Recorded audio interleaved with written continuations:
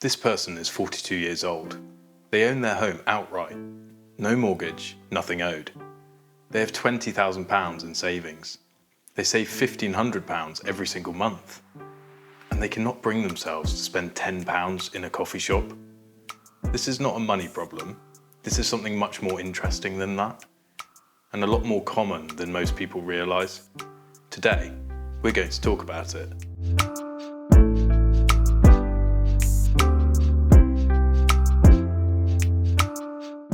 Welcome back to Money Threads UK. Every week, I find a real post from the UK personal finance subreddit, and we break it all the way down together. Real people, real money. No jargon, no judgment. This week's post is one of the most relatable things I've read on that subreddit. I'm Charlie, let's get into it. Someone posted in the UK personal finance subreddit asking a question that on the surface sounds simple. How can I stop worrying about money? But when you read what they actually wrote, it's anything but simple. Here's the situation. They're 42, good career, mortgage free, £20,000 in savings, and they're saving £1,500 every single month.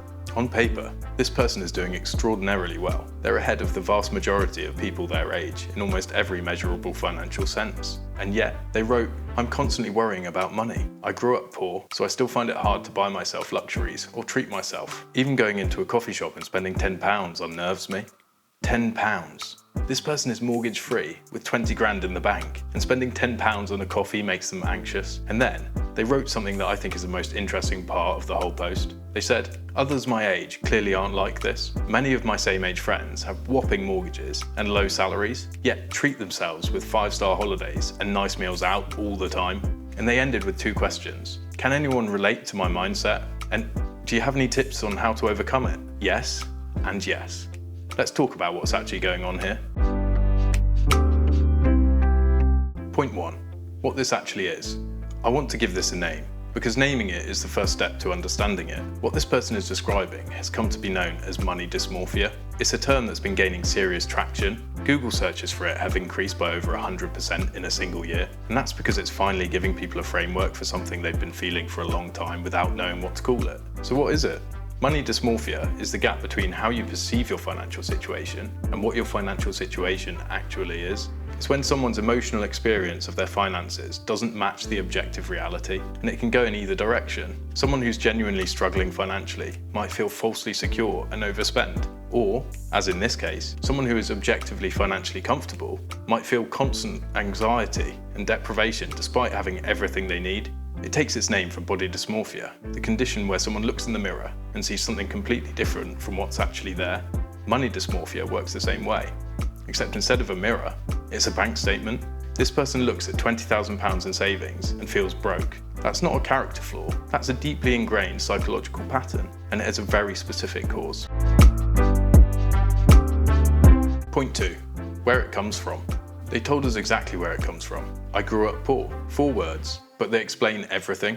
When you grow up in a household where money is scarce or unpredictable, or a source of fear and stress, your brain learns a lesson, and the lesson is this: money can disappear. Security can disappear, and when it does, it's terrifying. So your brain builds a system to protect you, a constant low-level alarm, a voice that says, be careful, watch what you spend, don't get comfortable, don't get caught out. And for a child in genuine financial hardship, that alarm system is actually useful. It's adaptive, it's protective. The problem is, that alarm doesn't automatically switch off when the financial reality changes. This person is now 42, they have a good career, their own home, they're saving £1,500 every month, but the alarm is still running. Because the alarm was never about the numbers, it was about the feeling of safety. And that feeling has to be consciously rebuilt in a way that the numbers alone can't do. I want to be clear about something here. This is incredibly common, and it has nothing to do with being irrational or ungrateful or bad with money. The research shows that people who experience financial instability in childhood very frequently carry those emotional patterns into adulthood, regardless of how much their circumstances improve. If this resonates with you, I hope it helps to hear that it resonates with a lot of people.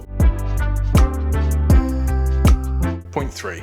The comparison trap. Now, let's talk about the friends, because this is the bit that I find really fascinating. This person looks at their peers, people their age with large mortgages and modest salaries, and watches them go on 5-star holidays and eat at nice restaurants, and thinks, what am I missing? Why can't I do that? Why do they seem so relaxed about money when I feel so anxious? I have a theory about the friends. The friends might not be okay. A large mortgage on a modest salary and regular 5-star holidays either means they have family wealth we don't know about, which is entirely possible, or it means they are spending money they don't really have. Now, I'm not saying that to judge anyone, but one of the most important financial literacy lessons I think we can all learn is this: what you see is not what's real. The couple posting holiday photos from the Maldives might be doing it on a credit card that they're going to be paying off for 2 years. The colleague driving the new car might be on a PCP finance deal that costs them £400 a month. Social comparison is a trap, and it's never been more dangerous than it is now. In an era where everyone's highlight reel is on display 24 hours a day, this person is not behind. This person is ahead. They just can't see it because they're measuring themselves against a version of other people's lives that may not even be real. Point 4. What actually helps? So, what can actually be done about this? Because I don't want to just name the problem and leave you without something useful.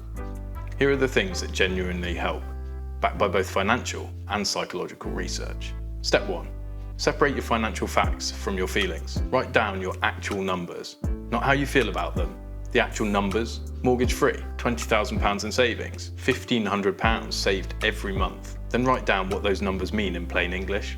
If I lost my job tomorrow, I have over a year's worth of savings to cover my essential outgoings. Or, I own my own home, nobody can take it from me. Your brain is running an outdated threat assessment. Giving it the actual data in writing forces a confrontation between the feeling and the fact. Over time, that gap starts to close. Step 2.